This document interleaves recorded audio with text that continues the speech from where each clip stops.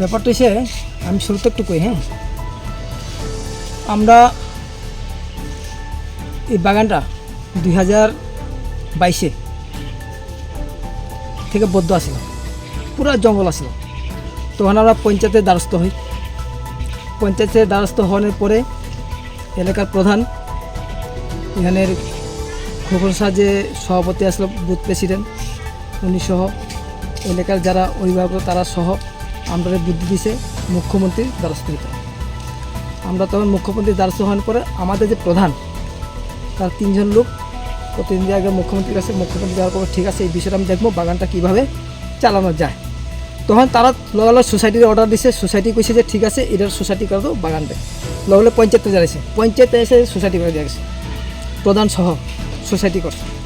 Society করার পর বাগান খুব সুন্দর চলতেছে।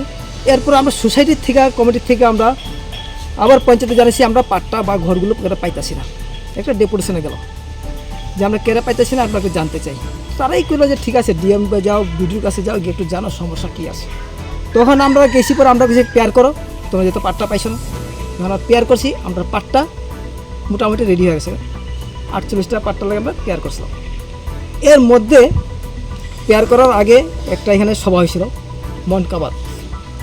মনকাবাদ কে বা কাহারা কইছে আমি নাম কইতেছি না, কিন্তু একটা আলোচনা এরকম হয়েছে আইছে যে যারা এই বাগানের ভিতরে আসে তারা সবার যেমন নামটা চায়। এর মধ্যে 2টা নাম ছিটে গেছিলো, আমরা রিকোয়েস্ট করছি ওই 2টা নামও পঞ্চায়েত থেকে পাঠানো হয়েছে। তো আমরা যারা গরিব মানুষ জায়গা যেমন নাই তারাও হোক। আচ্ছা, প্রধানের যে বিষয়টা আছে, জামাইয়ের যে বিষয়টা আছে, হ্যাঁ শ্বশুরবাড়ি থাকে, শ্বশুরবাড়ি থাকে। প্রধান হলো মেয়ে দীপকদের, তো শ্বশুরবাড়ি থেকে আর জায়গা টাকা নেই। তারা কইছি দেখো বাগানটা নিয়ে তো খুব আমরা দূরচাপত করছি, পার্টি হোক সে হোক, পার্টি হেল্প করছে এক সময়, ঠিক আছে। তখন যদি আমরা কিছু থাকো না একটু ব্যবস্থা, তাহলে তোমরা চিন্তা করো। তখন একটু মিটিংয়ে আলোচনা হয়েছিল, তখনই নামটা দেওয়া হয়েছে। এরকম কোনো ওখানে কে বা কাহারা হয়তো আমরা যেহেতু বিজেপির সঙ্গে কাজ করতেছি, হয়তো বিরোধীরা আমরা নিশ্চয়ই এই ধরনের প্রবজল করে এটা নষ্ট করতে চাইতেছে বা পাট্টা না পাক এই ধরনের হইতে আছে।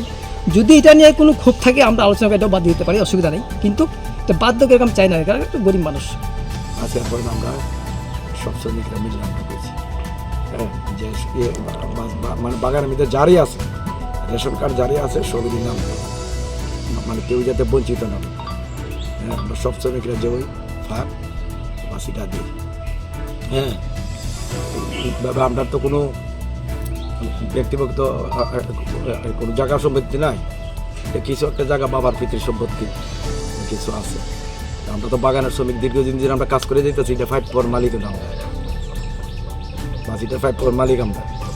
প্রধানের তো এখানে কোনো বলতে কিচ্ছু নাই। যখন মন কি বাতের মধ্যে যখন বিশিষ্ট ব্যক্তি একজন কইছে এই এলাকারই, যখন কইছে তারপর তো আমরা সবের নাম দিতে পাইতেছি যে যাক আমার মায়েও যদি একটা, আমার জামাইও যদি একটা জায়গা পাওয়া যায়, তাহলে তো সব শ্রমিকরাও কইছে। আপনার জামাইয়ের নাম কি? নিখিল দাস। আপনার নাম? আমার নাম দীপক দাস। সব শ্রমিকরাও কইছে ঠিক আছে আমরা কিতা এটা দীর্ঘদিন ধরে শ্রমিকের মায়া বাস করছে, বিয়ে আসে দিয়েছে, যদি একটা জামাই একটা আশ্রয় যদি পাই তো ভালো কথা। কিন্তু আমরা এই যে বাগানের বিষয়ে, আমরা যে জায়গা সম্পত্তির বিষয়ে প্রধান একদিনও অভিযোগ করছে না বলে কি তোমরা লোক আমরা দিবা না।